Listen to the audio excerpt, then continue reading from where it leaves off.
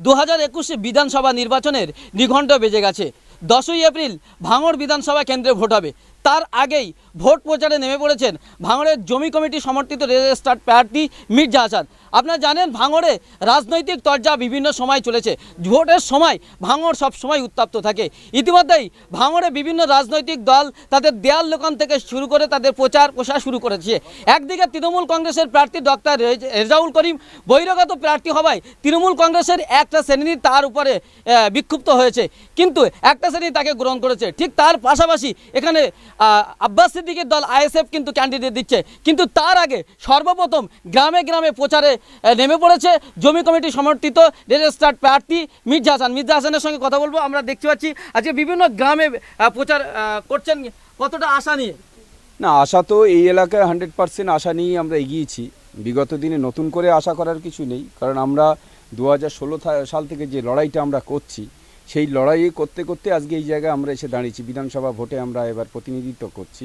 তো সেই লড়াই আগামী দিনে আরও জোরদার হবে, আমাদের প্রচার আরও জোরদার হবে এবং মানুষের জন্য যদি কিছু করা যায়, আমরা বিগত পঞ্চায়েতে 5টা মেম্বার নিয়ে এলাকার যা উন্নয়ন কাজ করেছি, যা কাজ করি রাস্তাঘাট থেকে শুরু করে সমস্ত মানুষের সার্বিক যে কাজগুলো হয়েছে, সেই কাজটাকে যাতে আরও দ্রুত গতিতে আরও অনেক দূরে এগিয়ে নিয়ে যেতে পারি, তার জন্য আমাদের বিধানসভার ভোটে কনফিডেন্টের সঙ্গে জেতাটা আমাদের জরুরি এবং তার জন্য আমাদের 100% দিয়ে আমাদের চেষ্টা করতে হবে। আমাদের সেই প্রচার কিন্তু অভিযান প্রতিদিন আমরা চলছে আমাদের বিভিন্ন জায়গায়, যেমন কর্নার মিটিং, পথসভা, পাড়ায় পাড়ায় বাড়ি বাড়ি গিয়ে আমাদের সেই প্রচার আমরা চালিয়ে যাচ্ছি। ভাঙড় বিধানসভা 13টা অঞ্চল নিয়ে গঠিত। সেখানে আমরা শুধুমাত্র জমি কমিটির যে প্রার্থী, আপনি যে প্রার্থী হচ্ছেন, শুধুমাত্র পলিহাট 2 নম্বর অঞ্চল, এই অঞ্চলটাই শুধুমাত্র বেশি প্রচার বিভিন্ন বাকি অঞ্চলগুলোতে দেখতে পাচ্ছি না। তাহলে কিভাবে সাপোর্ট? আমি একটা কথা, ভাঙড় বিধানসভার টোটাল 13টা অঞ্চল, একমাত্র যদি এবারের বিধানসভায় খোঁজ নিয়ে দেখা যায়, যদি প্রচারের ঝড় যদি কোনো সংগঠন তুলে থাকে ভাঙড় জুড়ে, সেটা এখনও পর্যন্ত ওই জমি কমিটি সমর্থিত রেড স্টার প্রার্থীরাই করছে। আমি দেখছি না যে ভাঙড়ে আর কোথাও কাদের প্রচার হচ্ছে।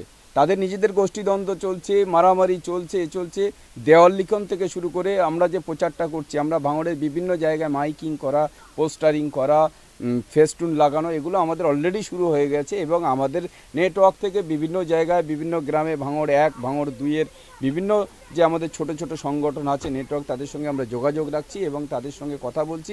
আগামী দিনে আরও হয়তো আমরা যে প্রচার অভিযানটা আরও খুব সুন্দরভাবে আমরা এগিয়ে নিয়ে যাব, এটুকু। আর আমাদের এমনি আগামী 16 তারিখে আমাদের যে নমিনেশন ফাইল হবে, সেই দিনের পর থেকে সেই প্রচার অভিযানটা আরও খুব বেশি বেড়ে যাবে। মানে পলিহাট অঞ্চল বাদ দিয়ে বাকি যে 11-12টি অঞ্চল আছে, প্রত্যেকটা অঞ্চলে প্রত্যেকটা জায়গায় আপনার প্রচারে যাবেন। এটা কিন্তু আমরা 6 মাস আগে থেকেই বিভিন্ন অঞ্চলে র্যালি করা আমরা শুরু করে দিয়েছি। আমরা প্রতিদিন আমরা গাড়িতে করে মাইকিং করছি, পোস্টারিং করছি, বিভিন্ন গ্রামে গ্রামে আমরা ছোট ছোট কর্নার মিটিং, পাড়া মিটিং করছি, যাতে সংগঠিত করে আরও মানুষকে এগিয়ে নিয়ে যায়, আরও বেশি ছড়িয়ে দিয়ে যায়। এইভাবেই কিন্তু আমাদের প্রচারটা চলছে।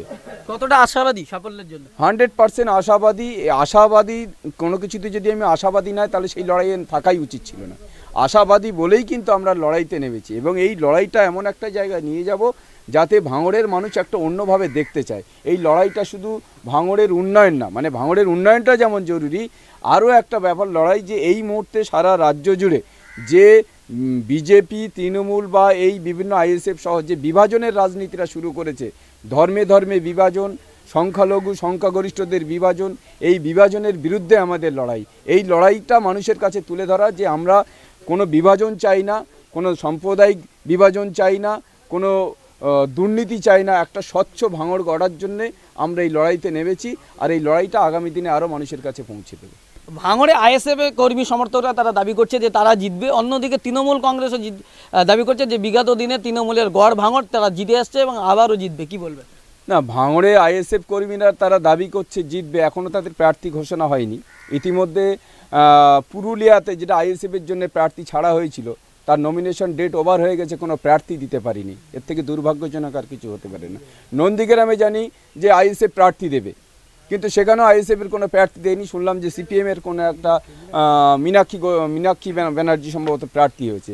তো আইএসএফের সংগঠনটা কিভাবে চলছে ওনারা বলে রেখেছেন, ডাক্তার, ইঞ্জিনিয়ার, ব্যারিস্টার, সমাজের বিশিষ্ট লোকজন তারা প্রার্থী দেবে, কিন্তু বর্তমান অবস্থাটা সেই জায়গায় নেই। প্রার্থী এখনও ভাঙড়ের মতো জায়গায় যদি তারা প্রার্থী না দিতে পারে, এখনও নাম ঘোষণা না করতে পারে, আগামীতে জানি না তারা কি করবে।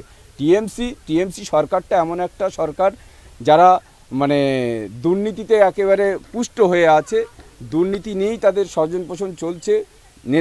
নেতার আশপাশগুলো যে কীভাবে তারা করে খাবে সেই চিন্তা ছাড়া তাদের নেই। তো তার বিরুদ্ধেও লড়াই। আর সবথেকে যেটা বড় লড়াই হচ্ছে বিজেপি মানে একেবারে নো ভোট তো বিজেপি। আমরা এমনি কর্মসূচি নিয়েছি, বিজেপিকে একটি ভোট নেয়, সমস্ত মানুষকে সেইই নিচ্ছি যে দলটা একটা বিভাজনের রাজনীতি করে, একটা মানুষে ঝগড়া লাগিয়ে দেয়, ধর্মে ঝগড়া লাগিয়ে দেওয়ার রাজনীতি করে, মানুষ খুনের রাজনীতি করে।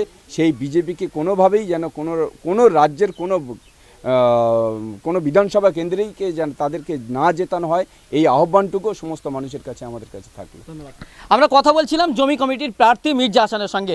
বারবার কিন্তু সব সময় আমরা দেখেছি তারা লড়াই করেছে 2016 থেকে, যে জমি আন্দোলন থেকে শুরু করে বারবার কিন্তু লড়াই করেছে।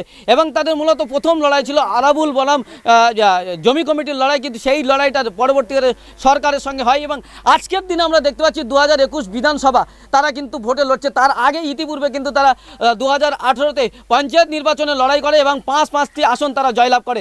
এবং এই পলিহাট 2 নম্বর অঞ্চলে আজকে আমরা দেখতে পাচ্ছি যে সমস্ত রাজনৈতিক দল তারা প্রার্থী ঘোষণা করলেও প্রচারে ঝড় তুলছেন কিন্তু জমি কমিটি কিন্তু বিভিন্ন গ্রামে এলাকার মানুষদের কাছে যাচ্ছে এবং তারা বলছে যে তাদেরকে ভোট দেওয়ার জন্য, এবং মানুষের সমস্যা, মানুষের অভিযোগ তারা শুনছে।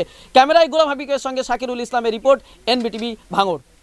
Banabithi picnic spot and resort শহরের কোলাহল ও ব্যস্ততার ঘেরাটোপ থেকে নিজেকে মুক্ত করতে চলে আসুন বনবিথী পিকনিক স্পট অ্যান্ড রিসর্টে। কলকাতা থেকে মাত্র 30 মিনিট দূরত্বে কোলাহল মুক্ত মনোরম পরিবেশে নিজের পরিবার, কোয়ার্কার, ক্লায়েন্ট মিটিং বা কয়েকদিনের ছোট্ট ট্রিপের জন্য চলে আসুন আমাদের রিসর্টে। আমাদের ঠিকানা জাগুলগাছি, ঘটকপুকুর, সোনারপুর রোড, ভাঙড়, দক্ষিণ 24 পরগনা। বিস্তারিত জানতে ফোন করুন 9732684321 অথবা 8918067831 নাম্বারে।